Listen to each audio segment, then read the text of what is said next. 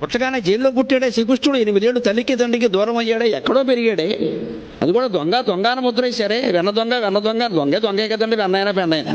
ఈ పుట్టగానే 30 హత్యా ప్రయత్నాలు ప్రపంచంలో ఎవరి మీద జరిగాయంటే శ్రీకృష్ణ పరమాత్మ ఒక్కడి మీదే జరిగాయి. 30 మీరు భాగవతం లెక్కబెట్టి చూసుకోండి. ఇంకో 2 ఎక్కువే ఉంటాయి కానీ తక్కువ ఉండవు. ఆ దుర్మార్గుడు అంత ప్రయత్నాలు చేశాడు. ఎక్కుమాలిన మరణం. 7 రోజులు మృత శరీరం అలాగే ఉందండి. 8 మంది భార్యలలో ఒక్కరు లేరు. తల్లి లేదు, తండ్రి లేదు, బిడ్డలు లేరు, ఎవ్వరు లేరు. కృష్ణుడుగా పుట్టి సుఖపడ్డాడా, రాముడుగా పుట్టి సుఖపడ్డాడా? ఏమి సుఖపడ్డాడమ్మా ఆయన.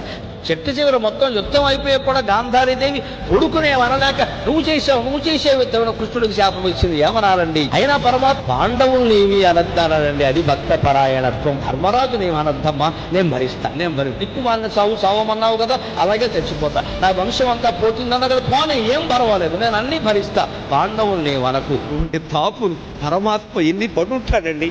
జగత్ అంటే శ్రీకృష్ణ పరమాత్మ.